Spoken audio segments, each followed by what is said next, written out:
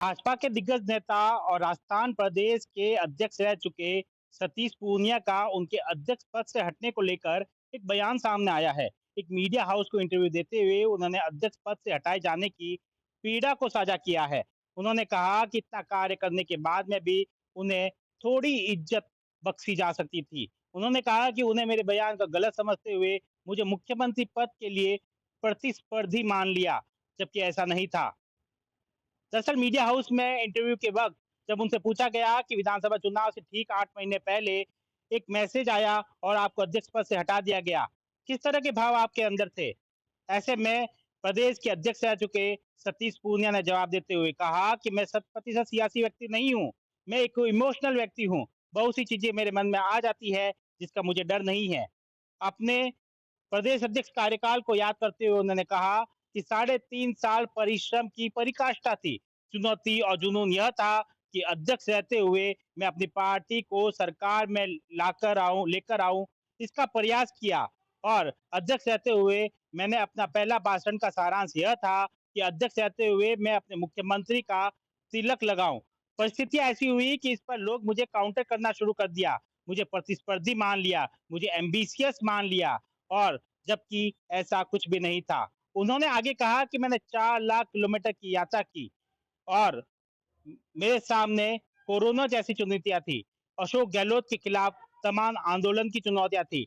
3 बार मेरे ऊपर हमले हुए, यह केवल इसलिए क्योंकि मैं एक्सट्रीम काम करता था। ऐसे तो मेरा कोई फंडामेंटल राइट नहीं है कि मैं अनंत काल तक पार्टी का अध्यक्ष रहूं, पर मेरे से कोई योग्य और सक्षम कार्यकर्ता है। इससे बड़ा सम्मान नहीं हो सकता कि पार्टी ने मुझे अध्यक्ष बनाया। लेकिन इतना इंसिडेंट अध्यक्ष पद से हटाना, वह पीड़ा वैसी ही थी जैसे चुनाव हारने की पीड़ा होती है। इसका कोई तरीका हो सकता था, मुझे थोड़ी इज्जत बख्शी जा सकती थी। उसने मुझे थोड़ा आहत किया है। पार्टी का आदेश हमारे यहाँ सर्वोपरि होता है। उसके थोड़े दिन बाद आदेश आ गया कि कर्नाटक में कार्य करो, और इसके बाद हरियाणा का आदेश आ गया।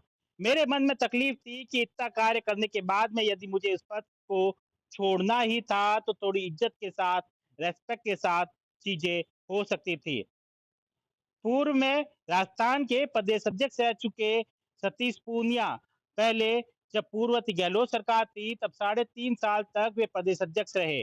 प्रदेश में उन्होंने कार्य किया, लेकिन चुनाव विधानसभा चुनाव से ठीक 8 महीने पहले उन्हें अध्यक्ष पद से हटा दिया गया और सीपी जोशी को प्रदेश अध्यक्ष की कमान सौंप दी गई। विधानसभा चुनाव आए तो उन्हें टिकट दिया गया, विधानसभा का चुनाव लड़ाया गया, लेकिन अंतरकलह और खींचतान के चलते उन्हें चुनाव का हार का सामना करना पड़ा। एक मजबूत कैंडिडेट होने के बाद में भी उन्हें हार देखनी पड़ी। इसके बाद में उनके मुख्यमंत्री पद को लेकर भी कई चर्चाएं हुई। विधानसभा चुनाव से पहले वे मुख्यमंत्री पद की दौड़ के चेहरों में शामिल थे, लेकिन विधानसभा चुनाव हारने के बाद में उस दौड़ से भी बाहर हो गए। मुख्यमंत्री पद के चेहरों में शामिल होने के बाद में भी उन्होंने अंदरूनी भीतरघात का सामना करना पड़ा।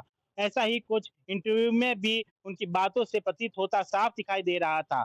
इसके बाद में जब वे चुनाव हार गए और विधानसभा के चुनाव पूरे हो गए, तो जब हरियाणा का विधानसभा चुनाव आया तो उन्हें हरियाणा विधानसभा चुनाव की कमान सौंपी गई। हरियाणा में भाजपा की स्थिति कमजोर थी, चुनाव हारने की स्थिति थी।